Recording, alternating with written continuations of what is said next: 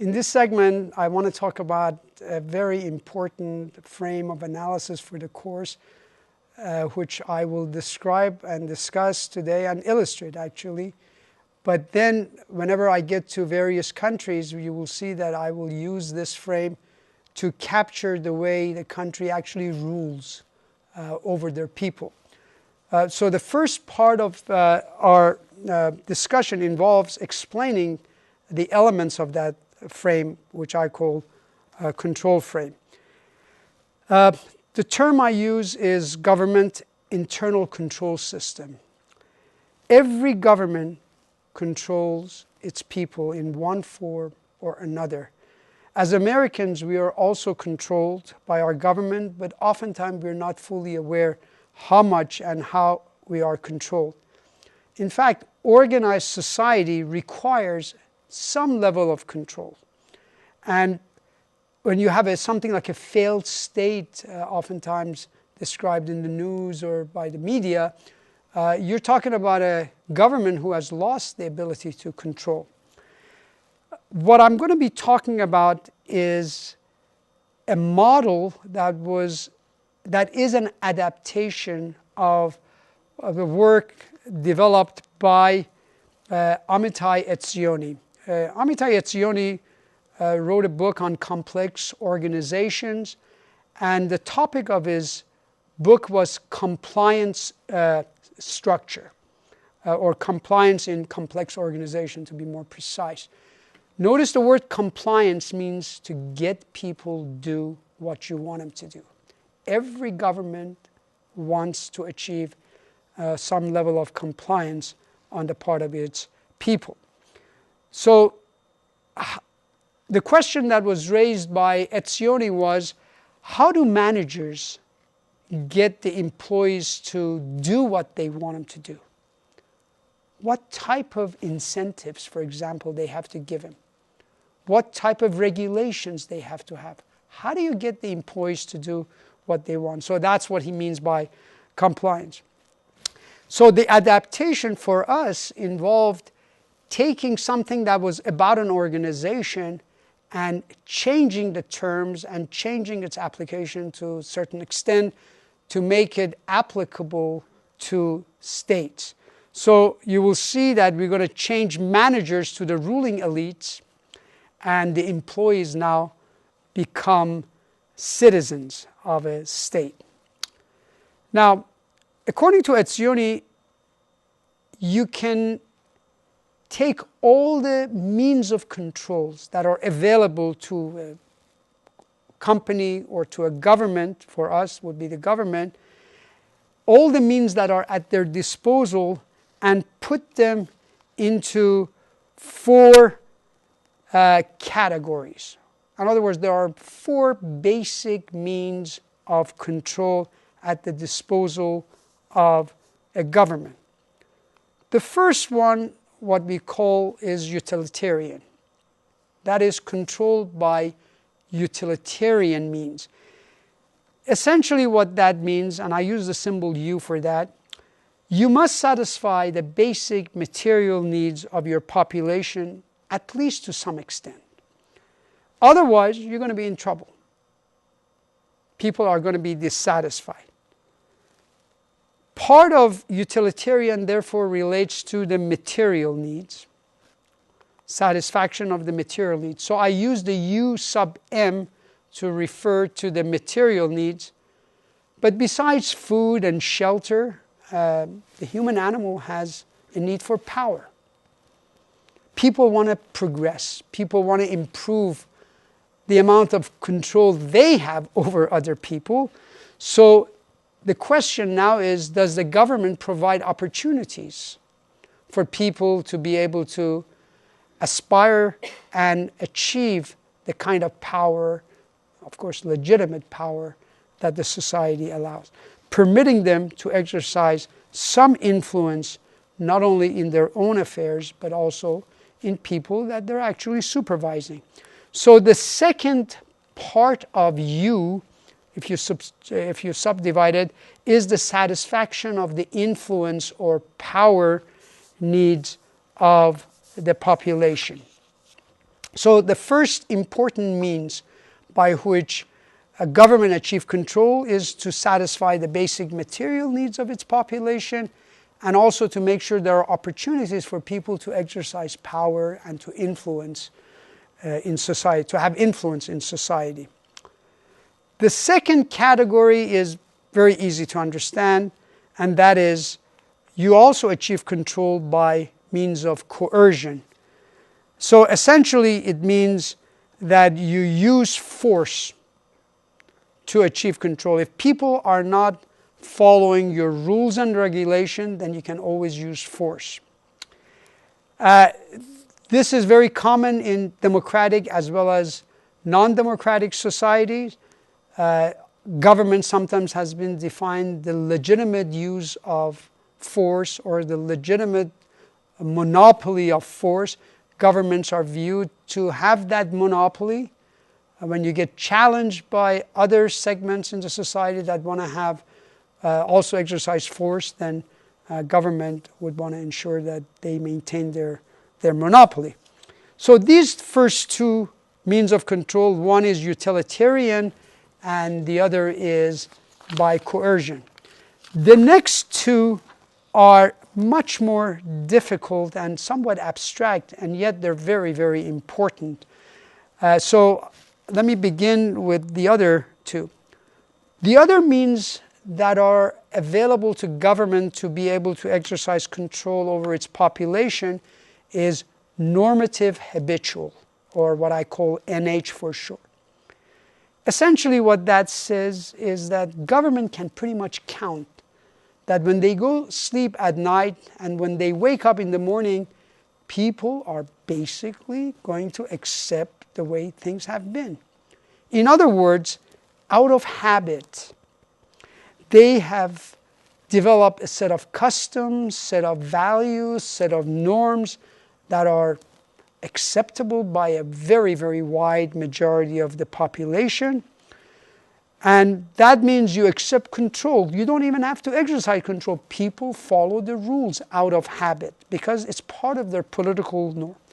In other words, when you follow those norms, it is a non-coercive way of achieving compliance because people believe in it. So part of our norms is that when we have an election and someone wins that was contrary to the person we wanted to win, we accept the rules, we accept the norms, and you don't need government to come and force me to accept it. It's done out of habitually. This type of control is very, very important.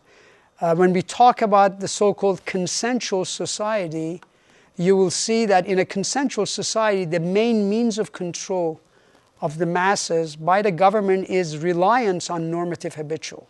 So this is by no means viewed as simply as an abstraction. The description refers to something very real. The name may be abstract, but certainly its consequences is not. So that's one way for government to achieve control through what we call normative habitual. And normative habitual is that widespread. The word widespread has affinity with the term that I use, consensual society. Good part of society accepts the dominant, prevailing political norms and lives by it. Sometimes in the United States we call that the American creed, for example, and things like that. The second and the last part, not the second, the last part of the control or the compliance means is normative active. The word active denotes, in a sense, active manipulation of symbols that have certain meanings to the population. So you achieve control of the masses, sometimes getting them to go to war, kill themselves for their country, by active manipulation of symbols related to community with which the masses can identify. So it's a symbol that could excite the masses, the flag, or democracy, or for some society, Islam. Essentially, therefore, government can mobilize the masses control them, and send them to wars by active manipulation of symbols that have profound and deep meaning to a society. So normative active are the symbols that are used in times of crisis by the government to rally the masses and to get them become more patriotic, if you like. Now, Etzioni argued that you can, in a sense, weigh these four.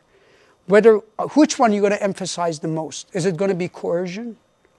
Is it going to be utilitarian? Is it going to be normative active, exciting them constantly? Or is it going to be normative habitual?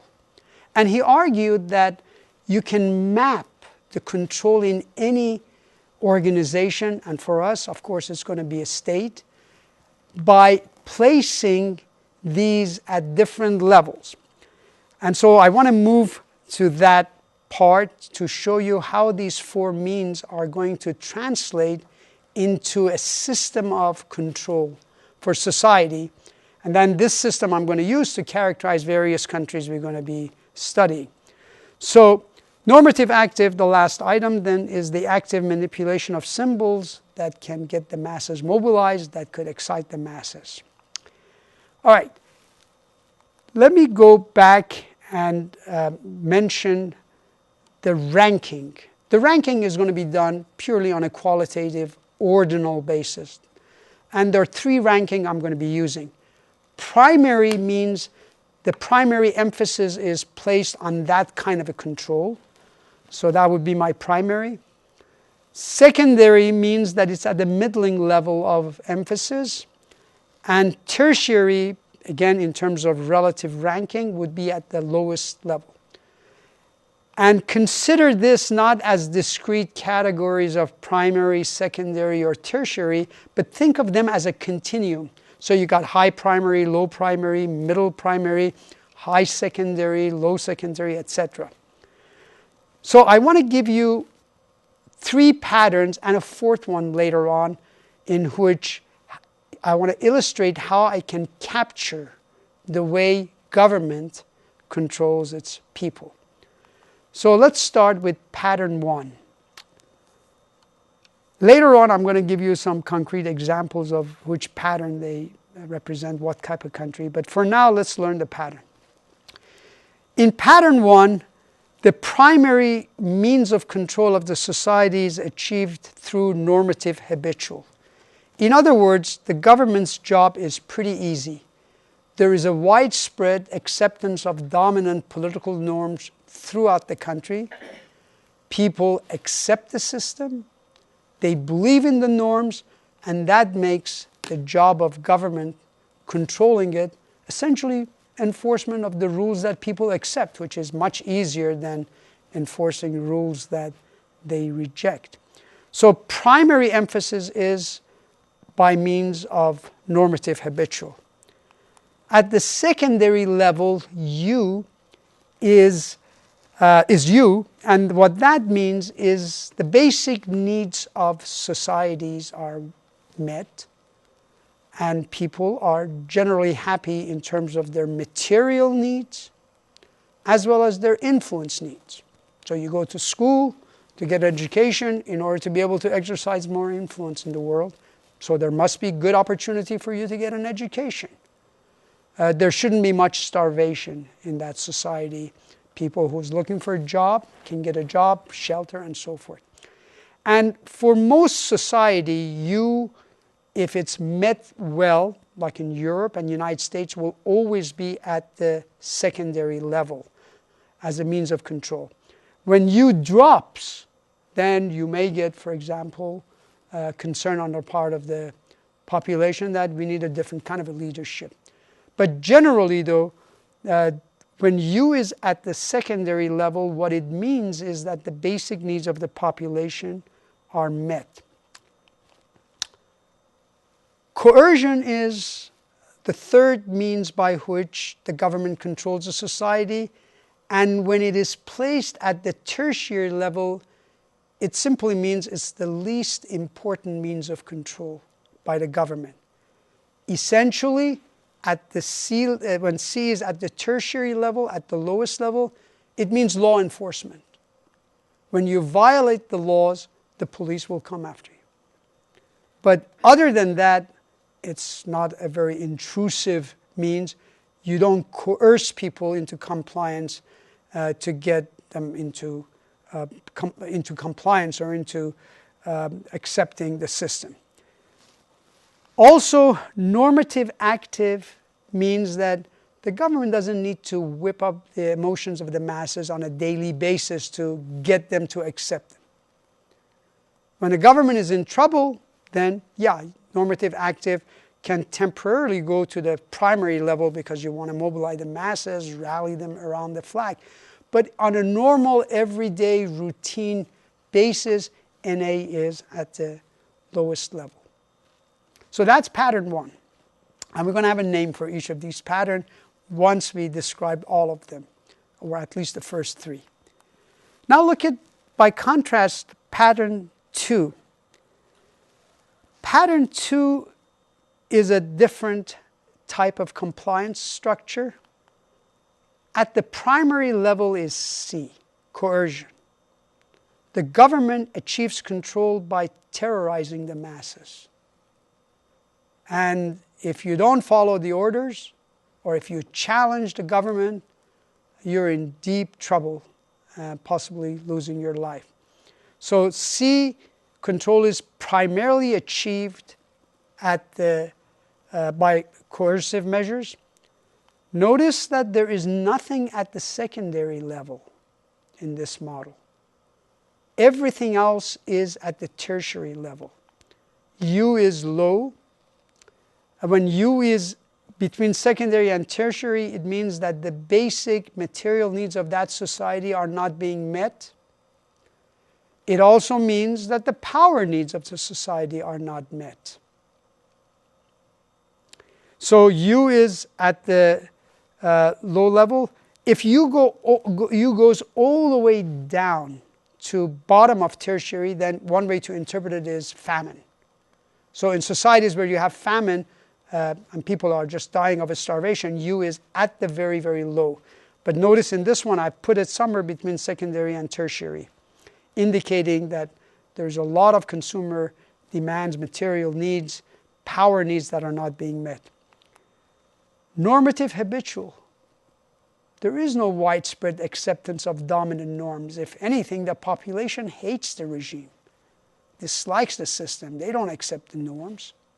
So normative habitual is way down. Normative active. It simply means that there are no symbols that are available to the government by means of which they could excite the masses, because when you terrorize the masses are not going to get excited about anything you do. So that means NA is really that low and is not even available to them. So this pattern is one of the worst picture of compliance you could get. Primary reliance on terror on the part of the state. Finally, pattern 3. Pattern 3 is a different pattern. Notice that the first means of control available to the government is a bunch of symbols that can excite the masses. So NA means the government achieve its control by being able to excite the masses, rally them. Secondly, coercion is right beneath it, because not everyone's going to get excited. And those who don't get excited, they'll get their heads smashed. So that means C is right up there in case you're not supporting the government. And right off the bat, when you have NA and C right next to each other, this is what we call a polarization situation. This society is polarized. Something like maybe 60-70% of the population are very excited.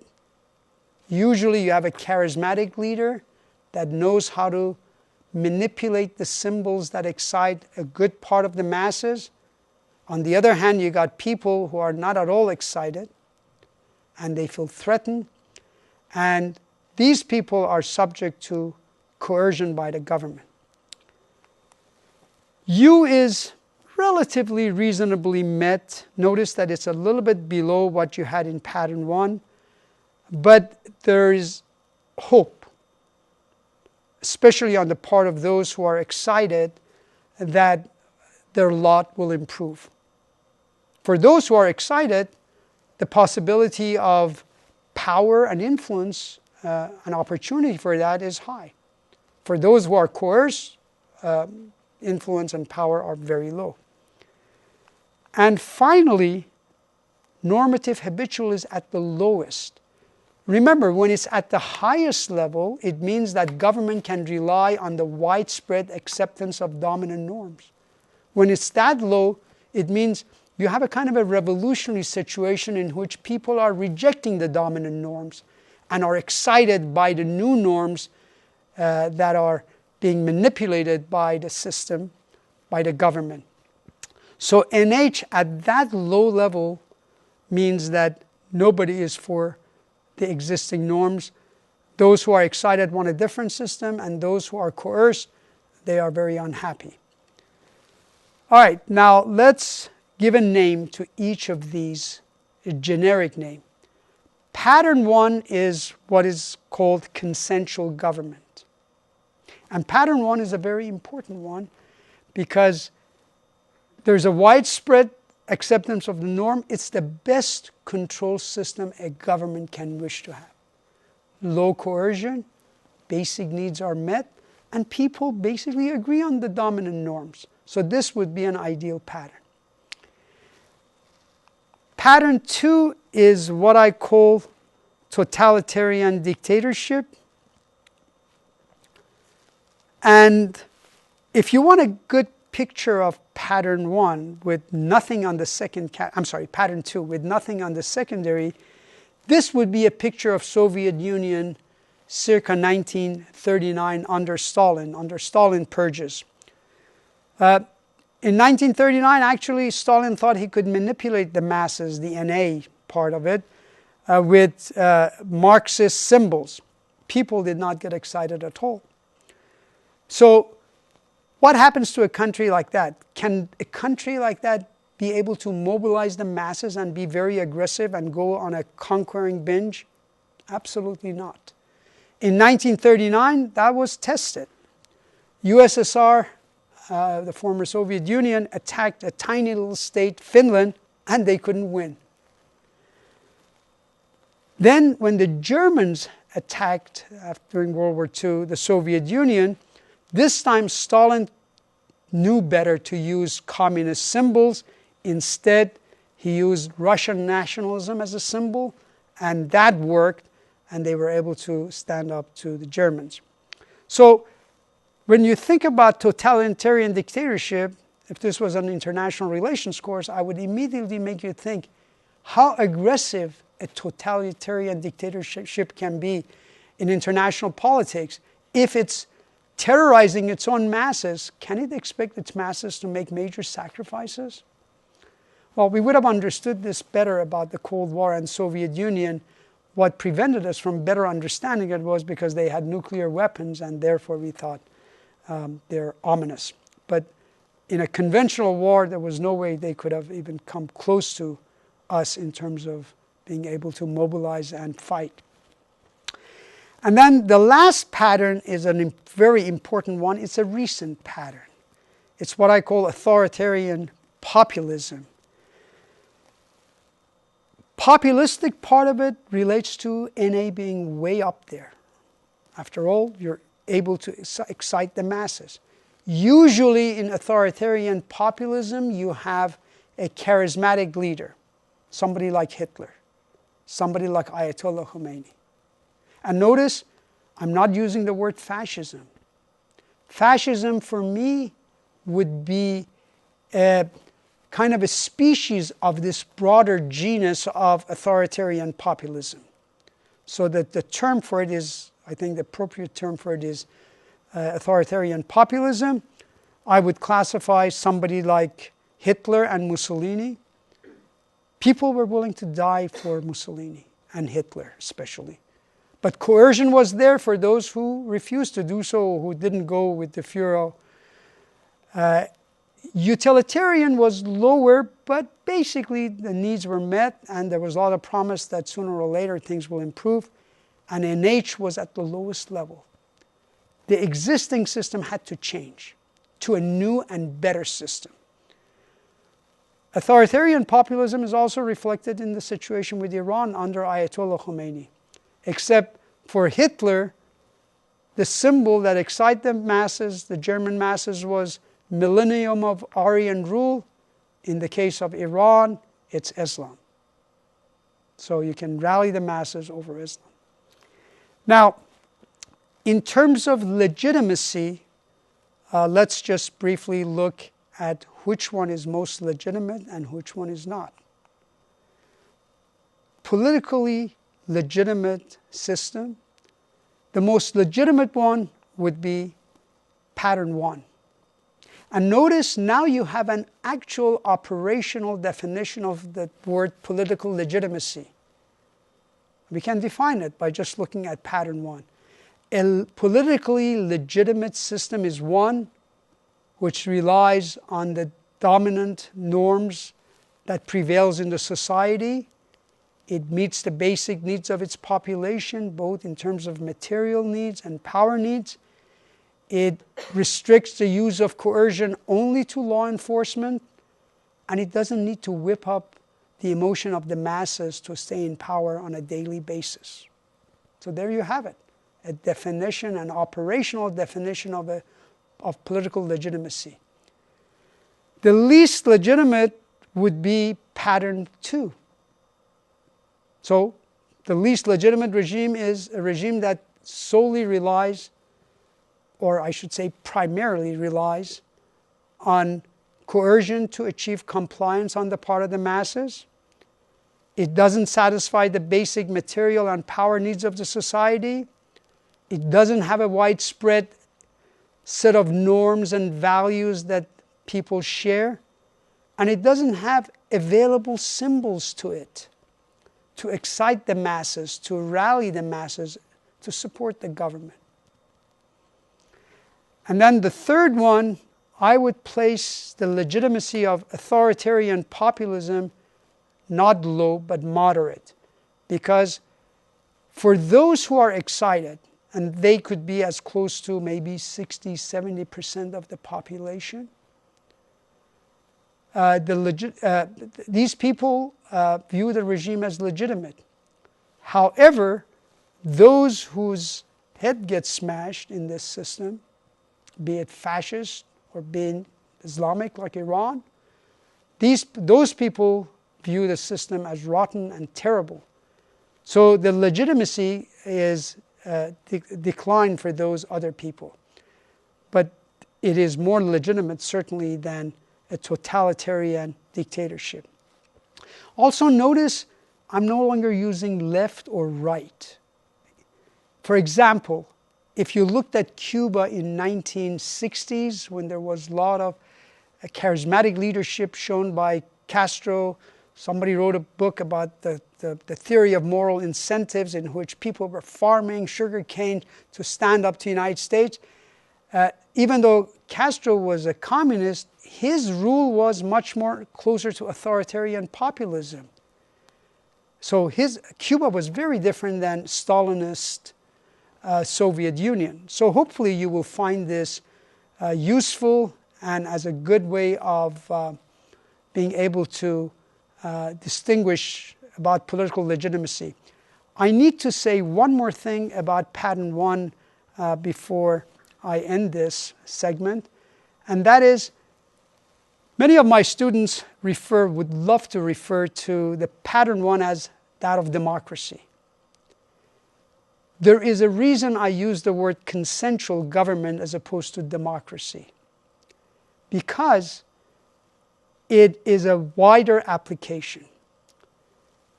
So pattern 1 includes Western democracies, But lo and behold, it also includes the traditional society that we've been talking about in the Middle East. Notice in the traditional societies, Iran in the 19th century and 20th century, Saudi Arabia in the 1950s would fit that bill. In the traditional society, government achieves control by widespread acceptance of certain norms in the society. So if you believe in divine right, you accept the regime as legitimate and you think this is God ordained, it makes ruling over these people easy. Utilitarian. People's expectation has not really been revolutionized. They do whatever their parents used to do, and they think that's the way the world is. So their expectation means that they feel this is the way it is. Their lack of awareness of the word in a traditional society means that they're going to accept what is meted out to them. Coercion is low. In 1950, Saudi Arabia didn't need secret police. And it's basically law enforcement.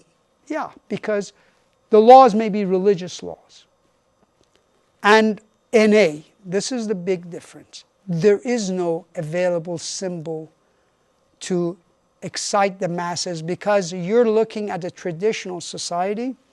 By definition, traditional societies are pre-mass politics. Pre-mass politics means you can mobilize. Only about 5 to 10% of the population would be mobilizable, and they're in the cities. The society overall is unmobilizable because it's a pre-mass politics society. So that's why I use the word consensual government. Consensual government includes these two contradictory categories: modern democracies, a la West, and the traditional pre-mass societies of much of Middle East.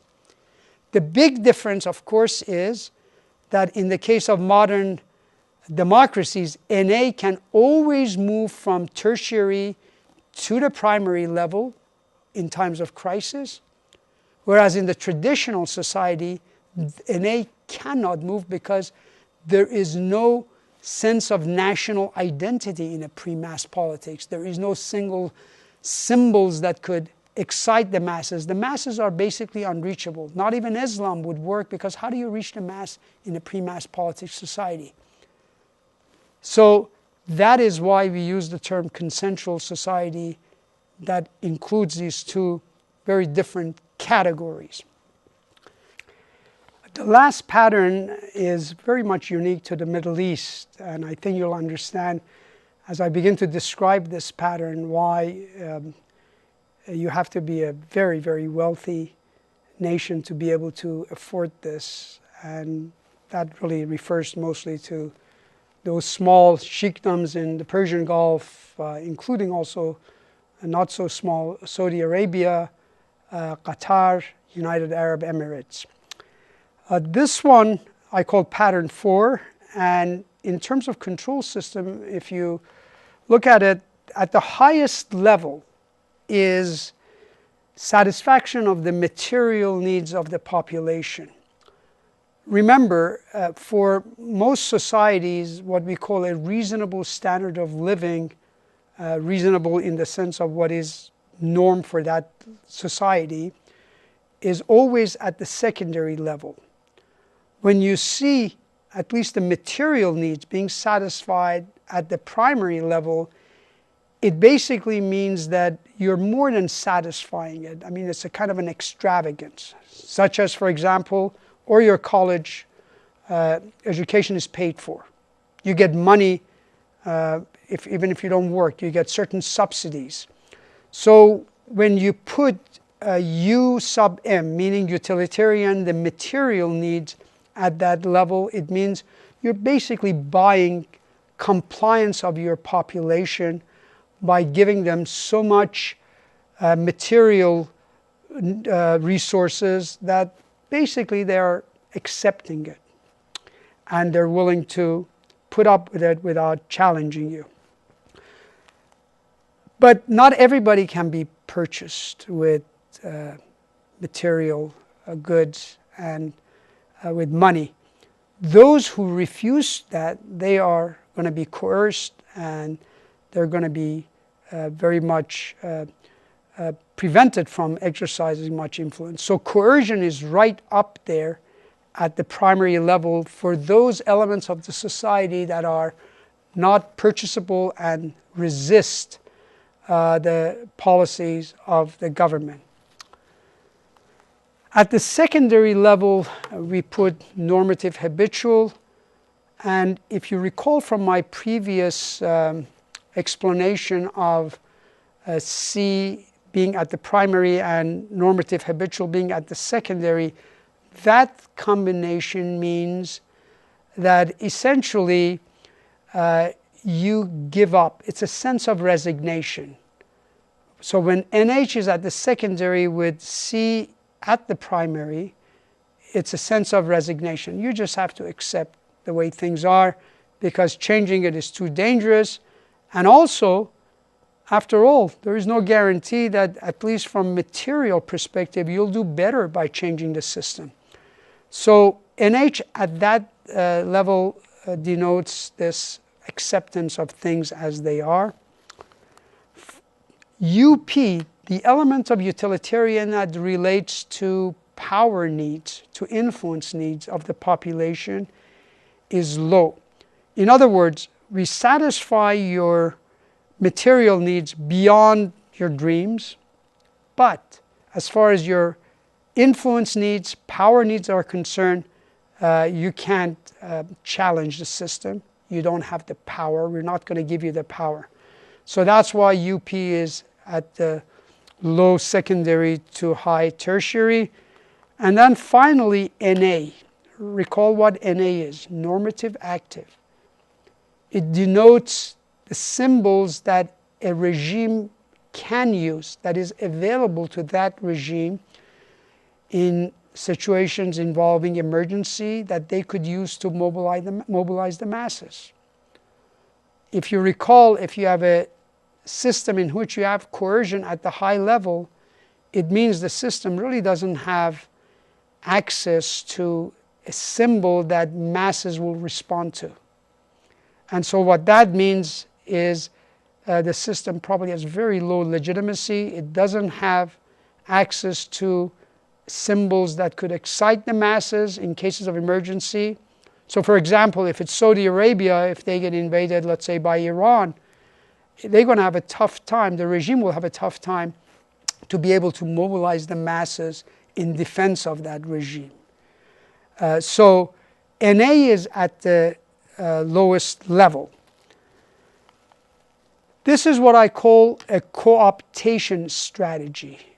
It means that the masses are being co-opted into compliance by more than meeting their basic material needs, but at the same time, the system is a brutal one for those who are not being co-opted. So that's why coercion is right up there, just below this. In this system, again, not a very dignified system, you have what I call a Faustian bargain between the regime and the masses, meaning that the masses are willing to sell their political soul for material gains. And so this system, what I call a Faustian bargain, denotes this kind of a undignified way for the masses. In terms of political legitimacy, I would rank the legitimacy of this regime somewhere between low to moderate at best. It's not an ideal system for you to stay in power. If the oil money runs out, you're going to be in deep trouble. Suddenly, if you're unable to keep satisfying or purchasing compliance of the masses, then you could be in trouble, and the coercion would have to go way up. So co-optation strategy denotes the control system for a small but important part of the countries in the Middle East known as the Persian Gulf littoral states, especially in Saudi Arabia, Qatar, Kuwait, and United Arab Emirates. And at some point, you may also see that the masses will be so upset with the corruption of the regime that they ask themselves, if the regime can pay so much to us to buy our compliance, it must be making even much more for themselves. So why should we let them control our resources? And when that happens, that system is going to be in trouble. Already Kuwait is experiencing a challenge to the co-optation strategy used by the ruling sheikh. So this is also a very important pattern to keep in mind.